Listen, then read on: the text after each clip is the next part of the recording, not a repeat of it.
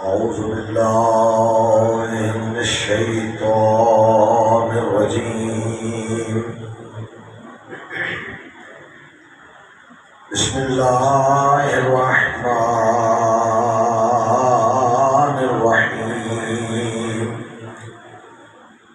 الحمد لله رب العالمين والصلاة والسلام على سید الانبیاء والمرسلین وآلہ الطیبین الطاہرین المعصومین وعلى اصحابہ الذین ادرکوا صحبة النبي مع الإيمان وماتوا على الإيمان ولعنة الدائمة على أعدائهم أجمعين الملعونين. والصلاة والسلام على صاحب الدعوة النبوية والصونة الحيدرية وعصمة الفاطمية وعلم الحسنية والشجاعة الحسينية وعبادة السجادية وعلوم الباقرية والصداقة الجعفرية والفيض الكاظمية والذرية الرضوية والجودة التكوية والنكاوة النكوية والهيبة العسكرية وغیبت الالہیہ.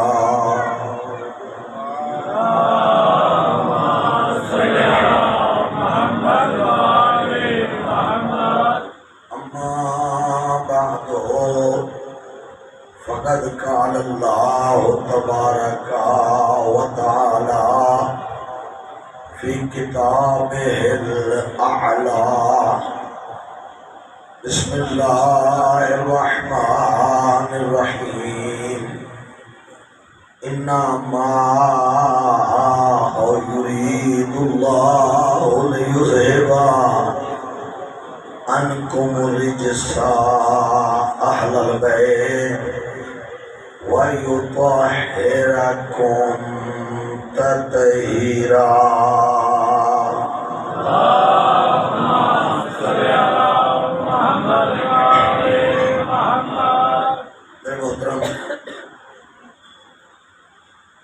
ہماری گفتگو قرآن اور اہل بیت کے حوالے سے ہو رہی تھی.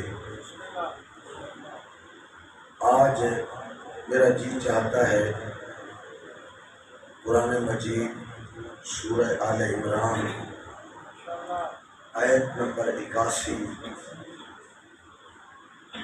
نے قرآن مجید میں عرش پر ہونے والی ایک مجلس کا حال سنایا ہے. ہم یہاں فرش پر مجلس کر رہے ہیں، عرش پر ایک مجلس ہو رہی ہے جس کو سورہ آل عمران کی آیت نمبر 181 نے بڑی خوبصورت انداز میں پیش کیا ہے. آپ لوگ انشاءاللہ ابھی شامل ہوں گے اس مجلس میں اور ایسے محسوس ہوگا کہ آپ بھی عرش پہ بیٹھے ہیں اور وہ مجلس برگزار کی جا رہی ہے. تھوڑا سا فرق ہے آپ کی مجلس میں اور عرش پہ ہونے والی مجلس میں. ہماری اس مجلس کے اسٹیج سیکرٹری میرے بھائی ہیں. جو عرش پہ مجلس منعقد ہو رہی ہے اس کے اسٹیج سیکرٹری حضرت امیر المومنین کے شاگرد حضرت جبرائیل علیہ السلام ہیں. جبرائیل اسٹیج سیکرٹری ہیں. یہاں ہم خطا کار، گناہ گار، بخشش کروانے والے، خطاؤں سے بھرے ہوئے عام لوگ ہیں، وہاں جتنے سامعین ہیں وہ سب کے سب معصوم نبی ہیں، سب معصوم نبی ہیں۔ اور وہاں کرسی صدارت پر سید الانبیاء بیٹھے ہیں، زہرا کا بابا بیٹھا ہے، اور مجمع جو ہے وہ سارا سامنے موجود ہے۔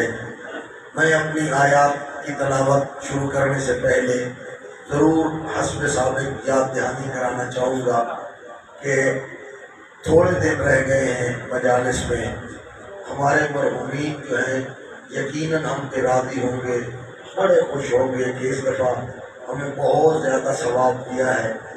اگر آج امکان اور بڑا دل کریں، کہیں جی آج کی مجلس جتنی پوری کی پوری ہم سن رہے ہیں، جس میں آیات سن رہے ہیں، روایات سن رہے ہیں، باتیں سن رہے ہیں، یا اللہ اس پوری مجلس کا ثواب ہم سب کے اپنے اپنے مرحومین کے نام اعمال میں تحریر فرما، اپنے مرحومین کی بلندی درجات کے لیے مل کر بلند آواز سے محمد وال محمد کی عظمت کو درود بھیجیے گا۔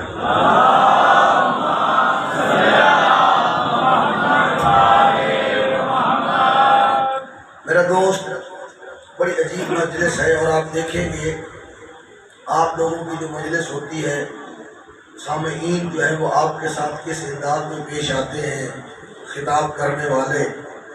یہاں مجلس میں سارے کے سارے معصوم نبی ہیں، اور اللہ تعالیٰ جو ہے وہ کبھی جلال میں آتا ہے، کبھی نرمی تھوڑی سی دکھاتے ہیں۔ بڑی خوبصورت مجلس ہے۔ اس آیت کو میں تھوڑا سا تعارف کروا دوں۔ اس آیت کو آیت میثاق کہا جاتا ہے۔ آیت میثاق سورہ آل عمران کی آیت نمبر 81 ہے۔ میثاق ہماری زبان میں جو اردو زبان ہم استعمال کرتے ہیں، عہد کو بھی کہتے ہیں، معاہدے کو بھی کہتے ہیں، آپس میں کیے گئے عہد و پیمان دونوں کو ملا لیں تو ان کو بھی کہتے ہیں۔ حالانکہ میثاق کا یہ معنی نہیں ہے۔ ہماری اردو زبان کی کمزوری یہ ہے کہ عربی جیسی فصیح و بلیغ زبان کے الفاظ کا صحیح معنی پیش نہیں کر سکتے۔ اگر میثاق کا معنی صحیح ہم نے سمجھنا ہے، میثاق کیا ہوتا ہے، تو آپ لوگ جن کا ضلع کچہری یا تحصیل کچہری میں واسطہ پڑھتا رہتا ہے، تو وہاں ایک لکھا ہوتا ہے وثیقہ نویس۔ وثیقہ نویس وہ یہی میثاق لکھنے والا ہوتا ہے۔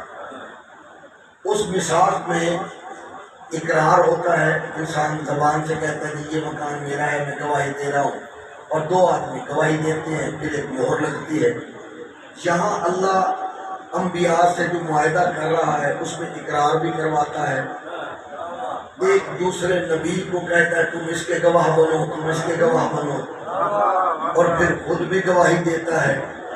تو انشاءاللہ ابھی آپ کو لطف آئے گا اس معاہدے کا بھی اور گفتگو کا بھی۔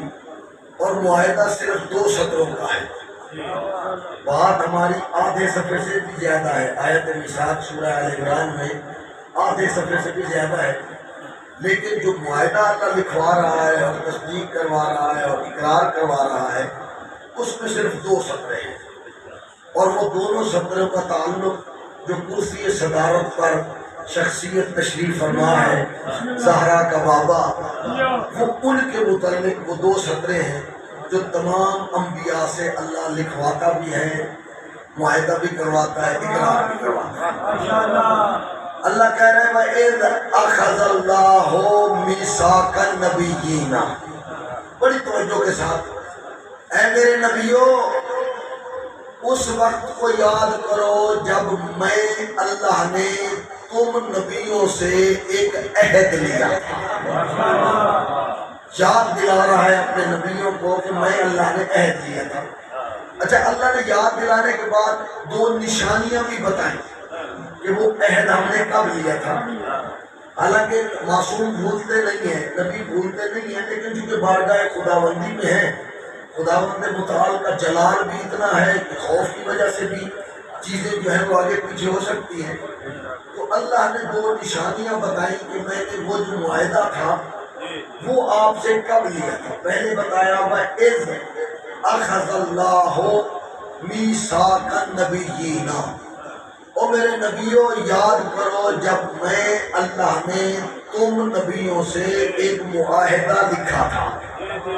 وہ لکھا کب تھا؟ لما آتیتکم من کتاب و حکمہ، وہ لکھا اس دن تھا جس نبی کو میں نے کتاب دینی تھی، ادھر سے میں نے کتاب دی، ادھر سے میں نے معاہدہ جو تھا اس کی تحریر آپ سے لے لی۔ جس نبی کو تورات دینی تھی، جب میں نے تورات دی جناب موسیٰ کو تو کہا جی تورات اس وقت ملے گی جو معاہدہ ہمارا ہو رہا ہے، پہلے اس کی کاپی مجھے دو۔ لما آتیتکم من کتاب، حضرت عیسیٰ کو انجیل دینے لگا تو میں نے کہا جی عیسیٰ صاحب انجیل بعد میں لینا، پہلے وہ جو معاہدہ لکھا ہے میں اللہ کے ساتھ آپ نے اس معاہدے کی کاپی مجھے جمع کرواؤ۔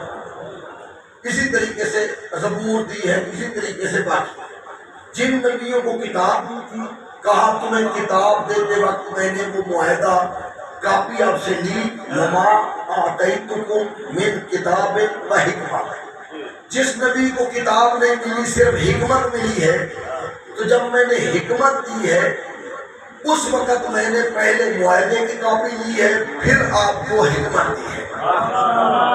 تو یہ اللہ نے یاد کرایا۔ پھر کیا کہا؟ لما آتیتکم من کتاب و حکمہ، پھر میں نے آپ کو بتایا تھا معاہدہ لکھتے وقت ثم جاءکم رسول مصدق لما معکم، پھر میں نے کہا تھا یہ جو کرسی صدارت پر زہرا کا بابا بیٹھا ہے، جب یہ تشریف لائیں گے تو وہ تمہاری کتابوں کی بھی تصدیق کریں گے اور اس معاہدے کی بھی تصدیق کریں گے۔ اچھا یہ معاہدہ تھا کیا؟ میں نے بتایا 2 سطریں، معاہدہ صرف 2 سطریں تھی۔ وہ کیا تھا؟ 2 سطریں بھی نہیں، 2 لفظ تھے۔ لا تؤمنن بہ، پہلا معاہدہ یہ ہے تم سب نبیوں نے جب یہ سید الانبیاء آ جائے تم سب نبیوں نے اس نبی پر ایمان لانا ہے۔ لن تؤمنن بہ، اور دوسرا کام کیا کرنا ہے؟ جب یہ میرا نبی آ جائے تم سب نبیوں نے لتنصرنہ، اس نبی کی مدد بھی کرنی ہے۔ تو اب میں اور آسان کر دوں کہ معاہدہ ہمارا یہ ہوا ہے کہ جب بھی تمہیں میں نے کتاب دی ہے، حکمت دی ہے، میں نے یہ کہا ہے کہ جب یہ میرا نبی آئے گا، سرور کائنات تشریف لائیں گے، آخر میں آئیں گے، تم سب نے سرور کائنات پر ایمان بھی لانا ہے اور تم سب نے سرور کائنات کی مدد بھی کرنی ہے۔ اقرار کیا تم سارے نبی اقرار کرتے ہو کہ اس نبی پر ایمان بھی لائیں گے اور مدد بھی کریں گے؟ وَأَخَذْتُمْ ذَلِكُمْ إِسْرِي، اور یہ جو معاہدہ آپ نے کیا ہے اس کو مضبوطی سے پورا کرنے کا وعدہ کرتے ہو؟ قَالُوا أَقْرَرْنَا، سارے نبی کہنے لگے یا اللہ ہم اقرار کرتے ہیں کہ جب سرور کائنات تشریف لے آئیں گے تو ہم ان کی مدد بھی کریں گے اور ان پر ایمان بھی لائیں گے۔ فَاشْهَدُوا، کہا اقرار تو کر لیا ہے، وعدہ بھی کیا ہے، مضبوطی سے اس عہد کو پورا کریں گے۔ فَاشْهَدُوا، اب ایک دوسرے کے گواہ بن جاؤ، ایک دوسرے کے گواہ بن جاؤ کہ ہم نے وعدہ کیا تھا، اے نوح تو آدم کا گواہ بن جا، اے آدم تو اسماعیل کا گواہ بن جا، اے اسماعیل تو ابراہیم کا گواہ بن جا، تم سارے گواہ بن جاؤ کہ ہم نے وعدہ کیا ہے کہ سرور کائنات پر ایمان بھی لائیں گے اور سرور کائنات کی مدد بھی کریں گے۔ فَاشْهَدُوا وَأَنَا مَعَكُمْ مِنَ الشَّاهِدِينَ، میں اللہ تم سب پر گواہ بن جاتا ہوں۔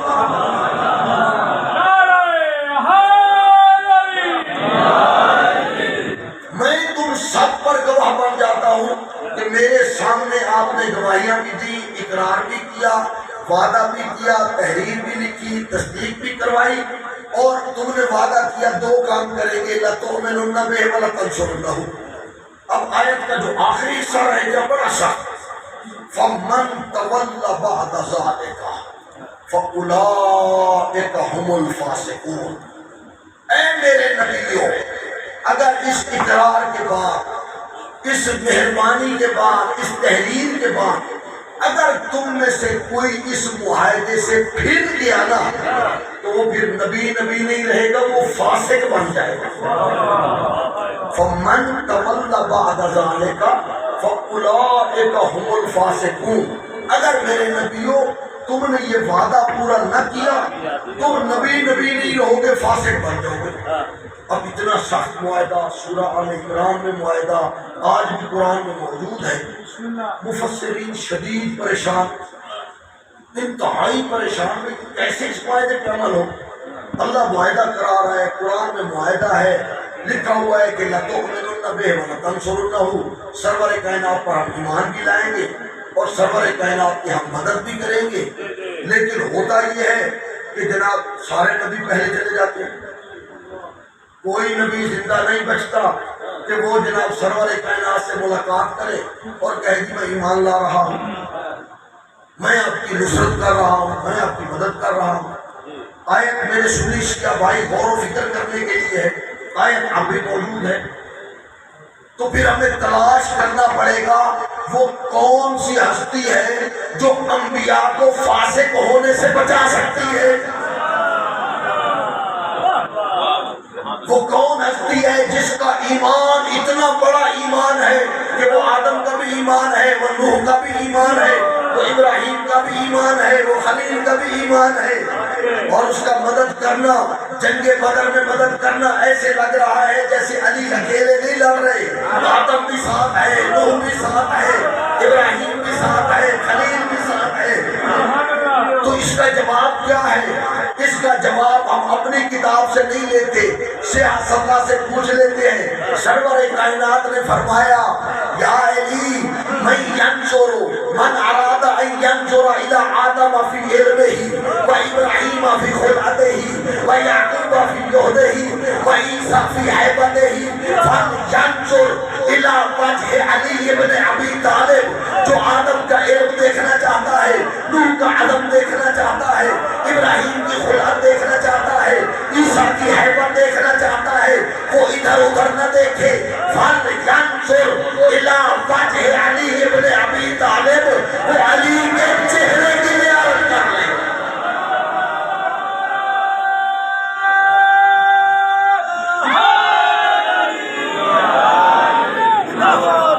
میرا دوست علی مشکل کشا صرف ہم عام بندوں کا نہیں ہے، علی تو انبیاء کا بھی مشکل کشا ہے۔ او علی کے علاوہ کوئی ہے بتاؤ کہ ان کا ایمان اتنا مضبوط ایمان ہے؟ میں کہتا ہوں دنیا والوں آپ نے علی کو پہچانا نہیں ہے۔ علی وہ عظیم ہستی ہے، علی کے اوصاف کو پھیلا دیا جائے، علی کی صفت کو ادھر کیا جائے، صفت علم کو آدم بن جاتا ہے، علی کے زہد کو ادھر رکھا جائے، عیسیٰ بن جاتا ہے، علی کے تقویٰ کو ادھر رکھا جائے، یحییٰ بن جاتا ہے، علی کی خلق کو ادھر رکھا جائے، ابراہیم بن جاتا ہے۔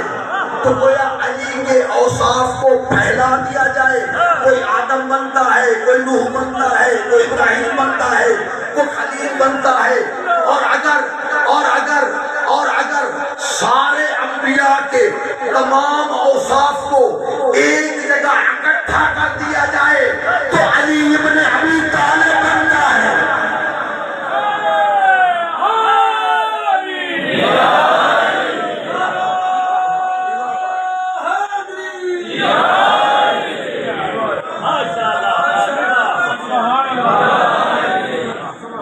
میرا دوست علی کی عظمت، تو قرآن کو اٹھائے نا، پورا کا پورا قرآن قصیدہ ہے اہل بیت کا، پورے کا پورا قرآن۔ آپ کا مزاج بن گیا ہے، کل انشاءاللہ میں تمام انبیاء کا نام لے لے کر فلاں نبی سے علی افضل کیسے تھے وہ کل تذکرہ کروں گا۔ آج میں بھی تھکا ہوا ہوں، میرے بھائی بھی جو ہے وہ جلدی سے آ گئے، انہیں نیند بھی جلدی آتی ہے۔ رات جب میں جاتا ہوں نا تو ان کے ادھر تو یہ تقریباً دودھ کا گلاس پی کے سوئے ہوئے ہوتے ہیں، تو میں نہیں چاہتا کہ میرے بھائی جو ہیں وہ زیادہ انتظار کریں، تو جی جی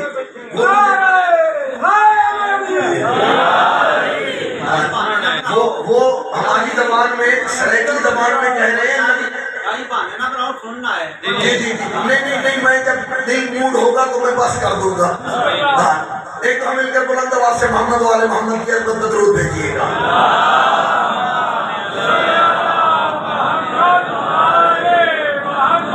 دنیا کا کام تو صرف اعتراض کرنا ہے، وہ تو صرف اسی تلاش میں ہے کہ کوئی نہ کوئی چیز مل جائے، ہم کہیں کہ یہ علی میں مشکل ہے، صرف ان کا یہی کام ہے اور کوئی کام نہیں ہے.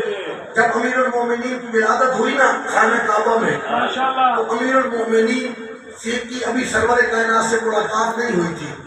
سرور کائنات علی کی تلاش میں آج پہلی دفعہ ہے، اعلان نبوت کے بعد علی تلاش کرتے تھے سرور کائنات کو کہ کوئی نقصان نہ پہنچا دے، کوئی اذیت نہ پہنچا دے. آج پہلا موقع ہے، سرور کائنات علی کی تلاش میں ہے اور نعرہ کیا لگا رہے ہیں؟ الہی آرنا ولیان، الہی آرنا ولیان، یا اللہ مجھے میرا ولی دکھا دے، یا اللہ میرے ولی کی مجھے زیارت کروا دے. جب پہنچے خانہ کعبہ میں تو بڑا عجیب منظر دیکھا، بی بی پریشان ہے، علی کی والدہ پریشان ہے. کہا یا رسول اللہ، علی نے آنکھیں نہیں کھولی. حضرت مسکرا پڑے، کہنے لگے میری بہن علی نے اس لیے آنکھیں نہیں کھولی، علی چاہتا تھا سب سے پہلے میں محمد کی زیارت کرے، میں محمد کی زیارت کرے. جو ہی سرور کائنات اندر داخل ہوئے، امیر المومنین نے سرور کائنات کے لمس کو محسوس کیا، اپنی آنکھیں کھولی. آنکھیں کھولنے کے بعد پہلا جو سلام کیا، آج سے پہلے کسی نے نہیں کہا تھا یہ جملہ سرور کائنات کے لیے. صادق بھی کہتے تھے، امین بھی کہتے تھے، سب سے سچا بھی کہتے تھے، سب سے نیک بھی کہتے تھے، سب سے بہترین انسان بھی کہتے تھے، کردار کا اعلیٰ بھی کہتے تھے. لیکن آج علی سب سے پہلے جو لفظ منہ سے نکال رہے ہیں، السلام علیک یا رسول اللہ، اے اللہ کے رسول میں علی کا سلام ہوں. سرور کائنات نے جواب دیا وعلیک السلام یا ولی اللہ. اور میرا سنی بھائی، میرا سنی شیعہ بھائی، کبھی یہ نہ سوچنا یہ علی ولی اللہ ہم نہیں لائے، محمد الرسول اللہ کہنا علی کی سنت ہے، علی ولی اللہ کہنا محمد کی سنت ہے.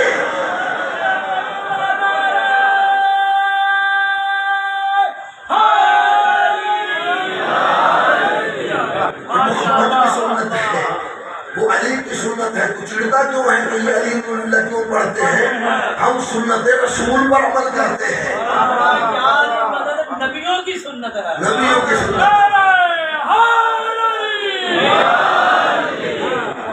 تو میرا دوست، اب امیر المومنین کی ولادت جب ہو گئی تو علی نے قرآن پڑھنا شروع کیا، تورات پڑھنی شروع کی. زبور کئی دفعہ آپ سن چکے ہیں، میں اس کو بیان نہیں کرنا چاہتا، میں مسلمان کی ذہنیت کو بیان کرنا چاہتا ہوں.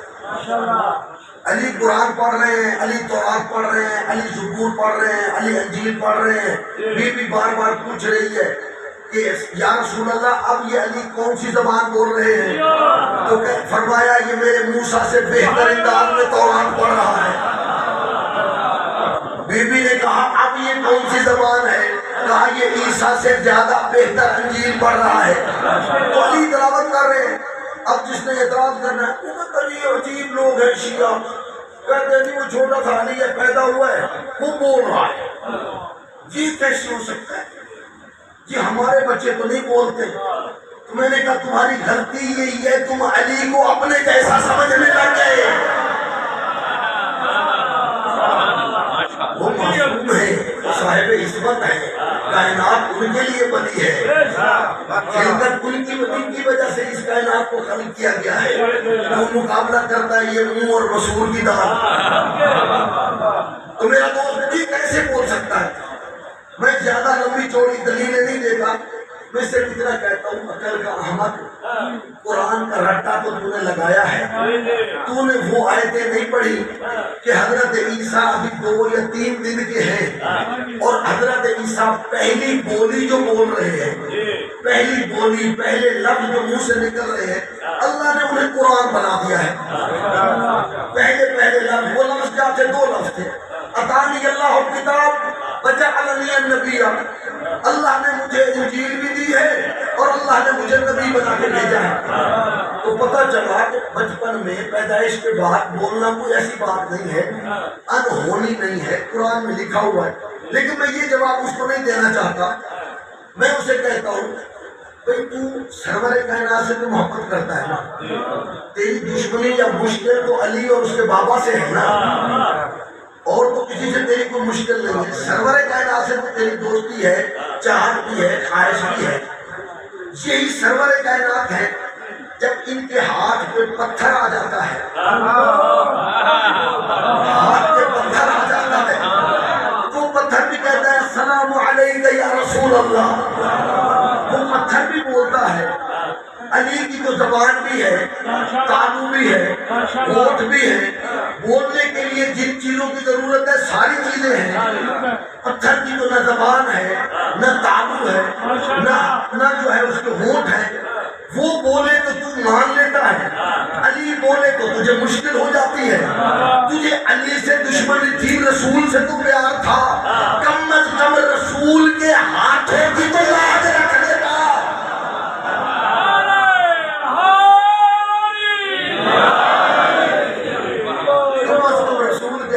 لاج رکھ لیتا، کہتا جی علی نہ بولتے، چونکہ رسول کے ہاتھوں پہ آ گئے ہیں، وہاں تو پتھر بھی بولتے ہیں تو علی بھی بولتا ہے۔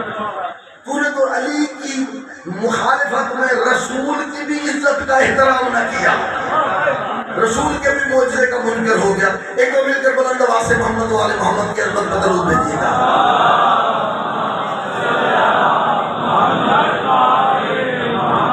تو یہ قرآن پورے کا پورا قصیدہ ہے اہل بیت کا، ہر جگہ پہ۔ میرا دوست، ہمارے لیے ابھی کوئی مشکلات نہیں ہے، کوئی پریشانیاں نہیں ہیں۔ حجاج بن یوسف بڑا خبیث ترین شخص تھا، بہت خبیث، ملعون ترین۔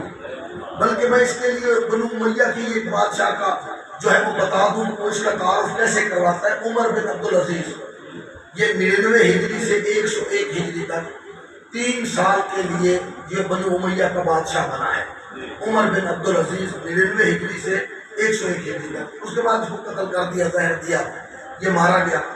یہ نسبتاً بہتر انسان تھا، اس کے زمانے میں فتح بھی واپس ہوا تھا، جو پہلی حکومت نے چھینا تھا، تو اس کے بعد یہ اس حکومت میں آ کے ان کو واپس مل گیا، فتح بھی مل گیا تھا، باقی چیزیں بھی۔ بہرحال یہ جملہ کہتا ہے اس حجاج بن یوسف کے متعلق، یہ کہتا ہے کہ اگر ہر قبیلے کا، ہر خاندان کا جو سب سے برا آدمی ہے، جو سب سے گندا آدمی ہے، اگر اللہ کہے کہ ان کو سارے ہر قبیلے والے اپنے سب سے برا آدمی لے آئے، ہر خاندان والے اپنے خاندان کا جو سب سے گندا ہے، برا ہے، خبیث آدمی ہے، وہ اس کو لے آئے اور وہ ساری دنیا کے خبیثوں کو ایک پلڑے میں بٹھا دیں، ہم اپنے حجاج بن یوسف کو دوسرے پلڑے میں بٹھائیں تو ہمارے حجاج اتنا خبیث ہے کہ اس کا پلڑا جھکتا ہوا نظر آئے۔ یہ جملے عمر ابن عبدالعزیز کے ہیں، اتنا خبیث ہے کہ پوری دنیا کے ہر قبیلے کا خبیث ایک پلڑے میں، اور ہم نے اکیلا اپنا ایک خبیث اور ملعون بٹھایا ہے تو وہ پلڑا جھکتا ہوا نظر آئے۔ اس ملعون کی عادت یہ تھی کہ عید قربان پر یہ ملعون کسی مومن کی ذبح کرتا تھا، اس سے اپنی قربانی کا آغاز کرتا ہے، جانور بعد میں کرتا تھا۔ جو بھی ذی الحج والی عید ہے، ہر عید پر کسی نہ کسی کو یہ قربان کرتا، آ کے ذبح کرتا، اور پھر بعد میں جو ہے نا وہ جانوروں کی قربانی کرتا۔ تو عامر شعبی روایت کرتا ہے کہ میں اس دفعہ بڑا ڈرا ہوا، 9 ذی الحج کو اس نے بلایا ہوا تھا، ڈھیر سارے لوگوں کو یہ جمع کرتا تھا، جمع کیا، اپنے منبر پہ بٹھایا ہوا، میں بھی ادھر بیٹھا ہوا تھا اور ذہن میں سوچ رہا تھا نہ جانے آج کون سا مولا علی کا موالی جو ہے وہ آج اس کو ذبح کر دیا جائے. کافی میں سوچ ہی رہا تھا تو میں نے دیکھا جناب یحییٰ جو انتہائی پرہیزگار آدمی ہیں، زنجیروں میں جکڑے ہوئے، گردن جھکی ہوئی، اور ان کو پکڑ کے لے آ رہے ہیں، انتہائی نحیف، انتہائی کمزور، بڑی عظیم ہستی تھی، امیر المومنین کا بہت زبردست جو ہے وہ موالی بھی تھا، جاننے والا بھی تھا. جب اس کو لے کے آئے تو سب سے پہلے تو کام یہ خراب ہوا کہ جب اسے لے کے آئے تو اس نے اشکال کیا حجاج بن یوسف نے، تو نے مجھے امیر کہہ کے سلام کیوں نہیں کیا؟ تو حضرت نے فرمایا، جناب یحییٰ نے کہا میرا امیر صرف علی ہے، علی کے علاوہ میں کسی کو امیر نہیں سمجھتا، امیر نہیں سمجھتا. تو اس کو تھوڑا اور غصہ آ گیا تو عامر شاہی کہتا ہے میں پریشان ہو گیا. اب اس نے حجاج نے اعلان شروع کر دیا، اور لوگوں میں نے یحییٰ کو بلوایا ہے، یہ لوگ لوگوں میں جھوٹے نظریات پھیلاتے ہیں. جس طرح آپ لوگوں کے متعلق یہ کہتے ہیں جی یہ جی اصحاب پیغمبر کو اس طرح کہتے ہیں، فلاں کو اس طرح کہتے ہیں. مجھے 10 دن ہونے والے ہیں یہاں آپ کے پاس مجلس پڑھتے ہوئے. جب میں خطبہ پڑھتا ہوں تو خطبے میں جہاں میں محمد والے محمد پر درود بھیجتا ہوں، وہاں میں کہتا ہوں اصحاب الذین ادرکوا صحبۃ النبی مع الایمان وماتوا علی الایمان. میں محمد کا سلام ہو اس صحابی پر جو سرور کائنات پر مرتے دم تک مومن رہنا، وماتوا علی الایمان، اور جس دن مرا تھا اس دن بھی مومن ہے، میں اسے سلام پیش کرتا ہوں. ہر صحابی کو جو صاحب ایمان دنیا سے گیا ہے ہمارا سلام ہے، ہم تو ان کو سلام پیش کرتے ہیں. تو اس طرح اس زمانے میں بھی مشہور تھا. تو حجاج بن یوسف کو لائے، کہنے لگے لوگوں دیکھنا یہ غلط نظریات رکھتے ہیں اور یہ غلط عقیدے ہیں. ان لوگوں کا ایک عقیدہ یہ ہے کہ حسن و حسین جو ہے وہ رسول خدا کے بیٹے ہیں، یہ ان کا عقیدہ ہے. تو میں نے اس کو یحییٰ کو بلایا ہے. آج اگر یہ قرآن سے ثابت کر دے کہ حسن و حسین جو ہیں وہ رسول خدا کے بیٹے ہیں، میں انہیں انعام بھی دوں گا، اسے آزاد بھی کر دوں گا. اور اگر یہ ثابت نہ کر سکا میں اسے ذبح کر دوں گا، کیونکہ یہ غلط نظریہ ہے. البتہ اس کو یہ اجازت نہیں ہوگی کہ وہ آیت مباہلہ پیش کر سکے. آیت مباہلہ یہ پیش نہیں کر سکتا جہاں خود اللہ کہہ رہا ہے سرور کائنات سے، اے محمد ان سے کہہ دو تم اپنے بیٹے لے آؤ، ہم اپنے بیٹے لے آتے ہیں. تم اپنے نفس لے آؤ، ہم اپنے نفس لے آتے ہیں. تم اپنی خواتین لے آؤ، ہم اپنی خواتین لے آتے ہیں. تو یہ آیت نہیں پیش کر سکتا. میں کہوں گا حجاج ابھی تو کہہ رہا تھا کہ ان کا عقیدہ ہے کہ یہ حسنین کو رسول خدا کا بیٹا کہتے ہیں، اور ساتھ کہتا ہے کہ آیت مباہلہ پیش نہیں کر سکتا. آیت مباہلہ تو کہہ رہی ہے، قرآن کہہ رہا ہے کہ حسن حسین رسول کے بیٹے ہیں. تو ہمارا عقیدہ قرآن کے مطابق ہوتا ہے. بہرحال جناب یحییٰ سے جب یہ کہا نا، عامر شاہی کہتا میں بڑا پریشان ہو گیا. میں حافظ قرآن تھا، میں نے فوراً ذہن اپنا بھگایا، پہلے پارے میں، دوسرے پارے میں، تیسرے پارے میں. تو آیت مباہلہ کے علاوہ مجھے کوئی آیت نظر نہیں. میں بڑا پریشان، انتہائی پریشان. اب یحییٰ نہیں بچتا کیونکہ آیت مباہلہ ہی ہمارے پاس آیت مباہلہ ہی ہے، اس کے علاوہ کسی آیت میں مجھے تو نہیں نظر آ رہا. کہا مجھے تعجب اس وقت ہوا جب یحییٰ نے سر اپنا بلند کیا اور کہنے لگا حجاج یہ تو بتائے گا قرآن کے کس پارے سے ثابت کروں، یہ میری مرضی ہے. کہا یہ تو بتائے گا، میں پہلے پارے سے ثابت کروں، دوسرے سے کروں، تیسرے سے کروں، چوتھے سے کروں، تو بتائے گا یہ میری مرضی ہے. تو عامر کہتا میں اور زیادہ پریشان ہو گیا، یہ تو ہے ہی نہیں. تو یہ تو عجیب. میرا ذہن یہ کہتا ہے کہ اگر کاش حجاج بن یوسف کہہ دیتا نا پہلے پارے سے ثابت کر، دوسرے سے کر، تیسرے سے کر، کم از کم میں طالب علم کو تو دلیل مل جاتی.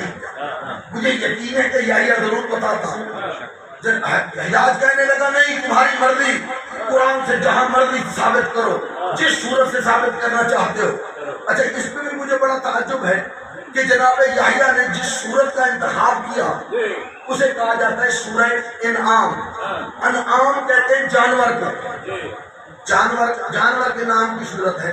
جس طرح سورہ بقرہ ہے گائے کے نام پہ، سورہ نساء ہے خاتون کے نام پہ، آل عمران ہے. اسی طریقے سے انعام کہا جاتا ہے جانور کو. میں حیران ہوتا ہوں کہ یحییٰ نے سورہ انعام کا کیوں انتخاب کیا. پھر میرے ذہن میں آیا وہ اس لیے انتخاب کیا تھا جانور کا جواب جانور والی صورت سے دیا جاتا ہے، کیونکہ وہ تو شک کر رہا تھا علی کے نوکر کے علم پر، وہ تو جانور تھا، تو جانور کو جانور والی صورت سے آیت پیش کرنی تھی.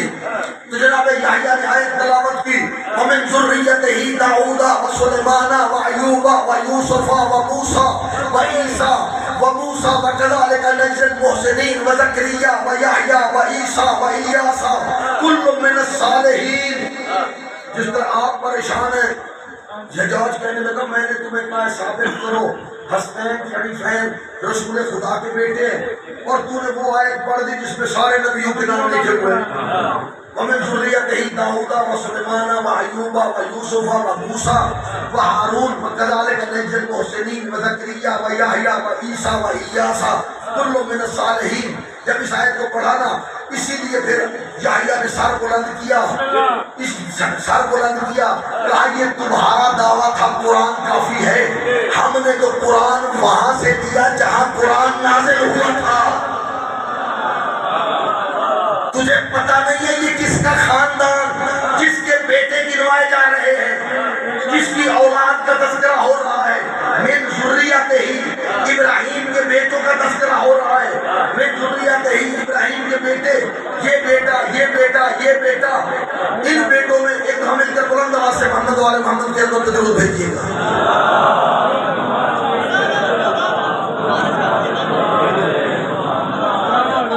یہ بارش نہیں ہے، یہ علی کی ولایت کی خوشی میں جو ہے خوشی کے آنسو ہے.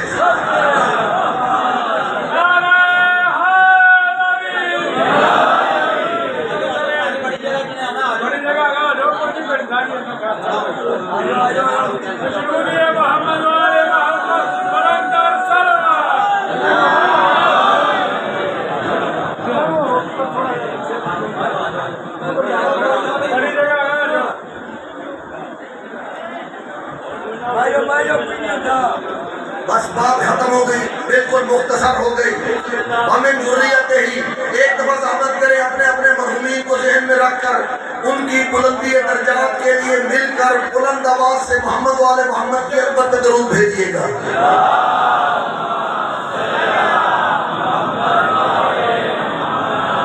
تو جناب یحییٰ کہنے لگے حجاج تو نے قرآن تو وہاں سے لیا نہیں جس در پہ قرآن نازل ہوا، تو جانتا نہیں ہے یہ حضرت ابراہیم کی اولاد کا تذکرہ ہو رہا ہے کہ ابراہیم کے بیٹے کون کون تھے. من ذریتہ داؤد وسلیمان وایوب ویوسف وموسیٰ. توجہ میری طرف رہے، بات ختم ہو گئی.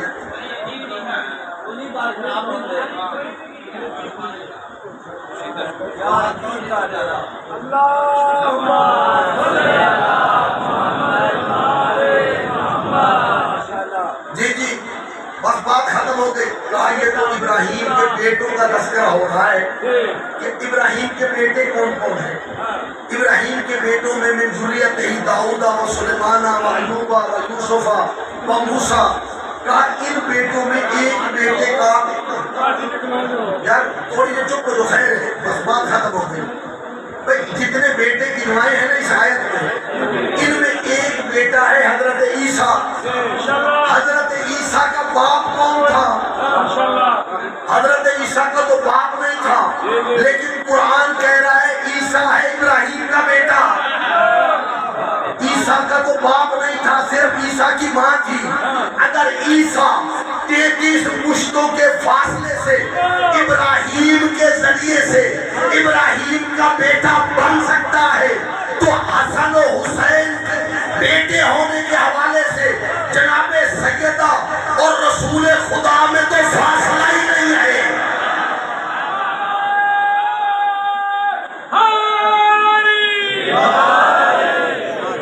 میرا دوست صرف چند جملے انشاءاللہ مخصوصی کل پڑھیں گے۔ ایک جملہ میرا جی چاہتا ہے میں شب عاشور کا آپ کی خدمت میں عرض کر دوں۔ عزادارو بڑی مشکل رات تھی، آخری رات کربلا والوں کی۔ جتنے آدمی میری طرف متوجہ ہو سکتے ہیں اتنا کافی ہے۔ صرف ایک روایت پڑھوں گا، زیادہ روایتیں نہیں پڑھوں گا۔ آخری رات جب آئی نا میرے آقا حسین کی ایک 4 سال کی بیٹی تھی جناب سکینہ، 4 سال کی بیٹی تھی۔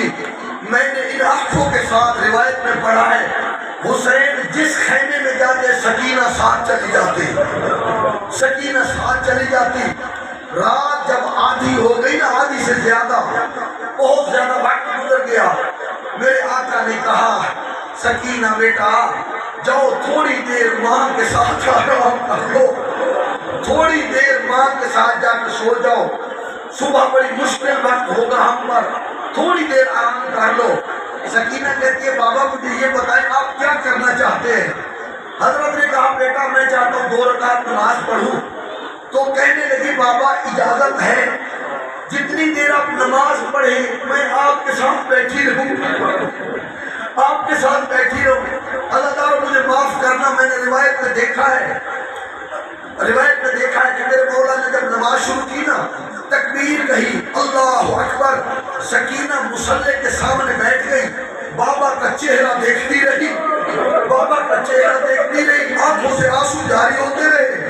جب میرے مولا حسین رکوع میں گئے، اب سکینہ نے تھوڑا سا جھک کے بابا کا چہرہ دیکھنا شروع کیا، لیکن اللہ تعالیٰ جب میرے آقا حسین سجدے میں گئے نا، سکینہ نے اپنے رخسار کربلا کی زمین پہ رکھ دیے، کربلا کی زمین پہ رکھ کے نیچے سے بابا کا چہرہ دیکھ رہی ہے۔